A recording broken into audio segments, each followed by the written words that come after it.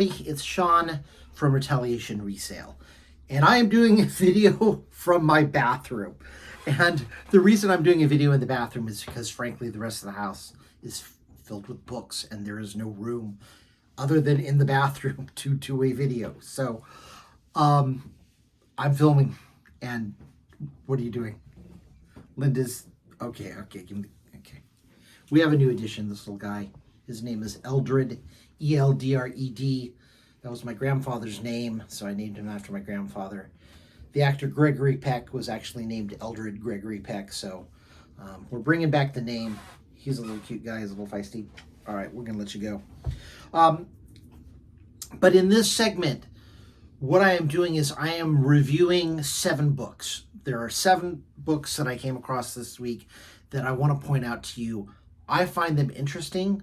Only one of them is worth money. The other 6 aren't. But I always play a game when I get books on, I look at a book and I'm like, is it worth money? Is it not? And I use past knowledge of books I've sent in to kind of, base, I guess, make an educated guess on whether it's worth something. But I love books. I was an English major. I tried to write the great American novel. It was called A Fairy Tale of New York, after a song by the Pogues. It wasn't actually a novel. It wasn't the great American novel. It was a very bad novella, which means it was a long story of about 70 pages.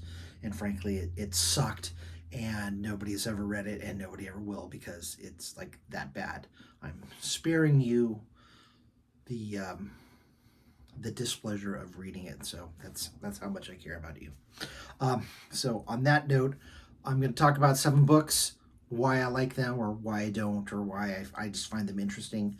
And that'll tell you maybe a little bit about me, and maybe you can use that on your educational process on trying to determine whether a book has any value. So the first book is The Federal Reserve System. And this book is not worth anything. I'll go ahead and hold it up. I thought that this book might hold some value because there's been a lot of talk about the economy lately, and with the rise of interest rates and inflation and food inflation. This book is The Federal Reserve System, Purpose and Functions. And what can I tell you about this book? It says 1954 initially. On the title page, it says first edition May of 1939, second edition November of 1947, and it goes on to the first printing of the third edition all the way to the fourth printing, April of 1957. So there you have it. Talks about the Fed, what it was designed for. If you have interest in the Federal Reserve System, you might find this interesting. It's just not worth anything. So if you're in it for the money, you can pass. But if you're in it for knowledge and information, you might want to search this out and give it a read. All right.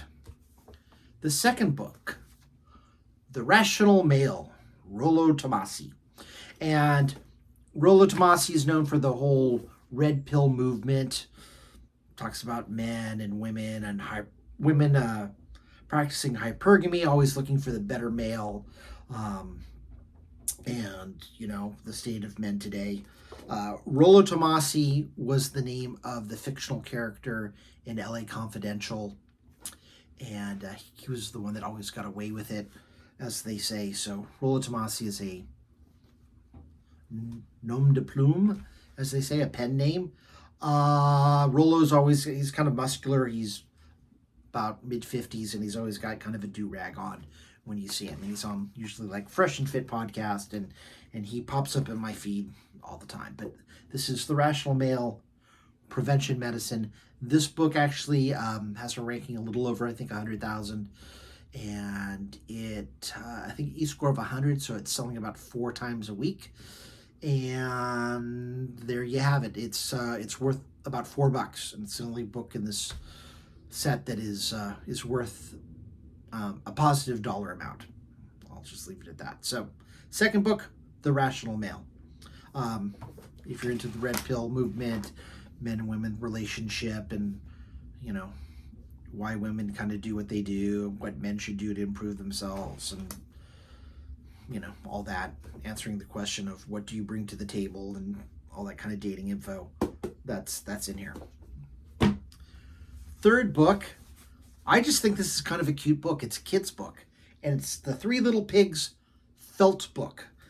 I don't know if this was machine made, if it was made by hand. On the inside, it has a little pocket, so I think there might have been other things that go with it. It says match the same shapes and colors to the pig's house. Circle, square, triangle. So those might be shapes that were in this pocket. You turn it, and it's the wolf huffed, and it's got this little cloud on this ribbon that moves. I thought that was very cute. Shows the house with the three pigs, and you turn this flap, and it's three pigs inside. The wolf can't blow the house down because it's made of bricks. He's frustrated. And then the three pigs are supposed to be happy, but it's an empty couch, so I don't know what's going on with that. But I thought this was really cute. I don't know if somebody made it, if it's mass-produced. It's the only one I've seen. I tried looking it up, and I couldn't find anything. I typed in Three Little Pigs felt book on Amazon, and a bunch of stuff came up, but not this book. So I'm not sure, but I think it's cute. Would definitely have some kind of resale value, probably on eBay, if it was complete. But this one I don't believe is. But worth checking out if you got kids, I think. Book number 4, The Green Grocer. Now, when I was a child, and I was born here in California, there was this guy, Joe Carcione, and he's the one that wrote this book. And he would be on KTVU Channel 2, and he'd be, this is Joe Carcione with your green grocer with a tip for the day. And then he would say, oh, we've got these beautiful melons. And he would take it like a cantaloupe, and he would cut it open and show you what's going on. Or he's like, oh, we have these wonderful apples. And he'd take the apple and, cut it in half. And he'd tell you about storing tips and all kinds of things. And I will read you the back while I show you the book. Joe Carcione has been in the wholesale produce business for over 40 years. His daily column in the San Francisco Chronicle and KCBS radio program have earned him a grateful audience of thousands. So I always used to see this guy on television. I'm like, why is he the green grocer? What's his deal?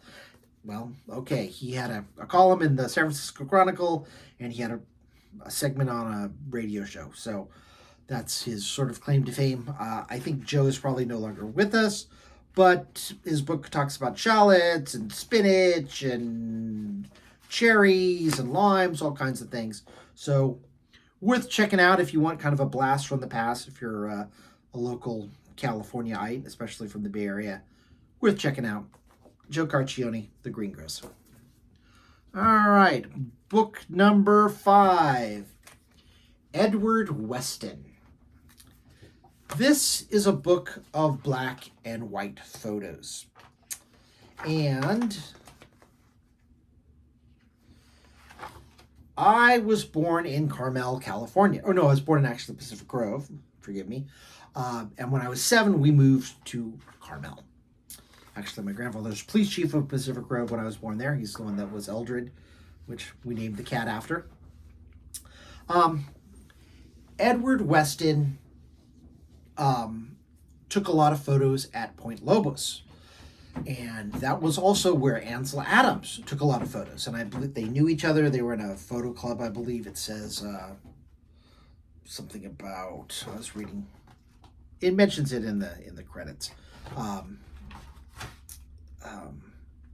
One of Weston's sons, Brett, still lives in Carmel, or at least did at the time this book was published. And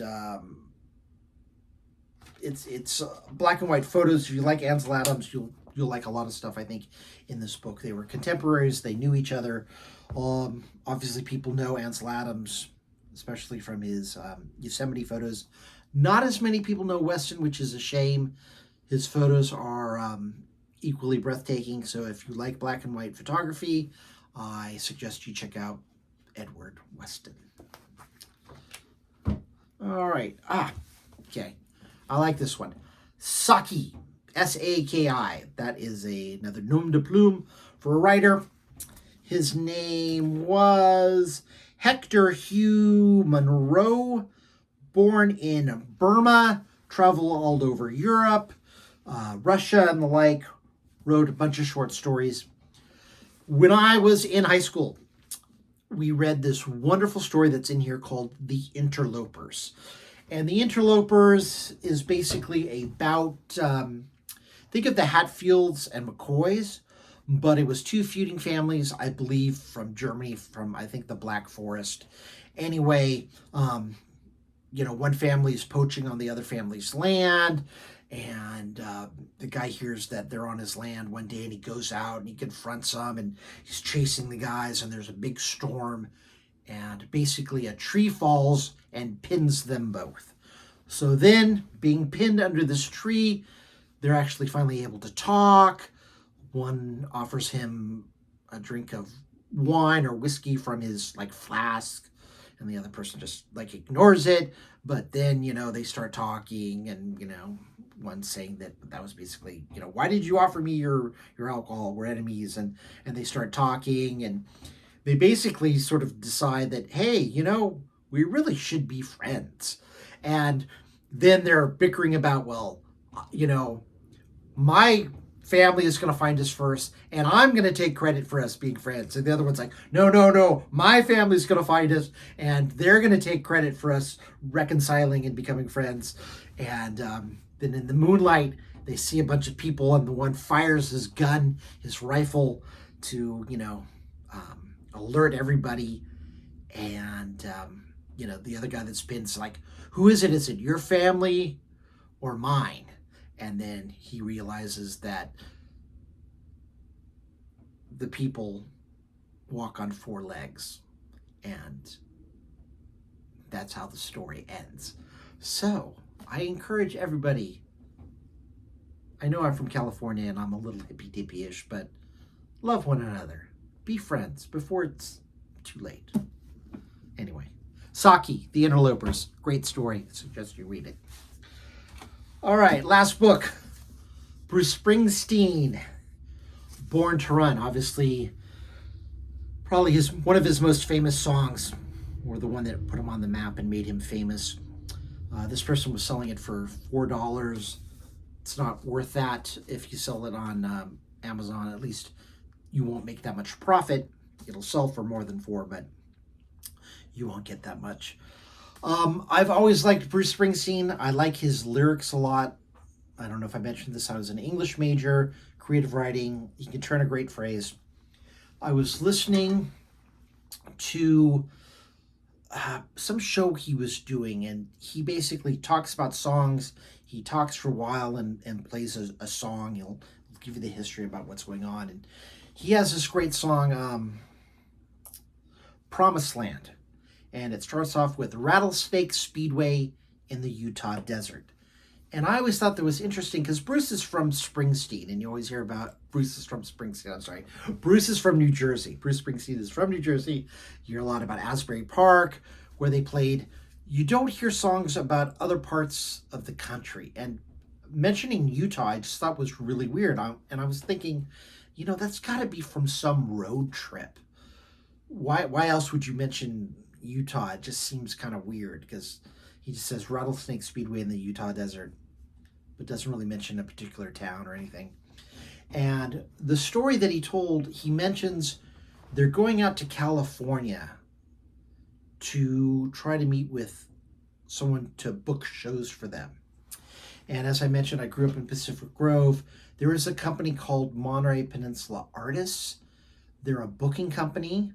I don't know if they're in Monterey, but it could very well be. You don't need to have a big old office, so you can have a small office in Monterey. You can have one in Casper, Wyoming, for that matter.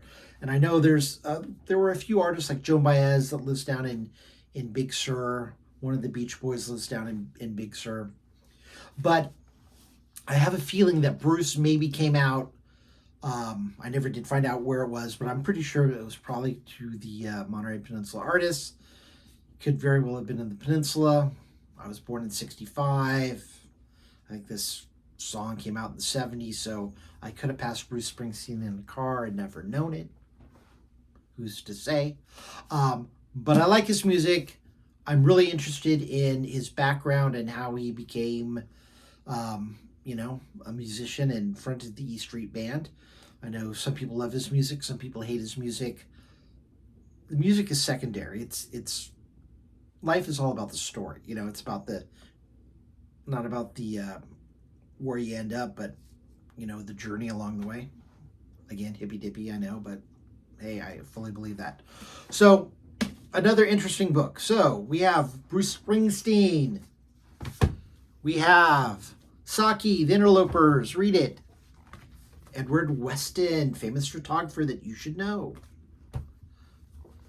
Joe Caraccione, The Green Grocer. Three Little Pigs felt book. The story of Three Little Pigs and the Big Bad Wolf. No name on who made it or where it's from. The Rational Male, Rollo Tomasi. And The Federal Reserve. And the cat came back. There's a song about that little one. Okay, that's for another time. This has been Sean, 7 books for the week. Thank you so much for watching. See you next video.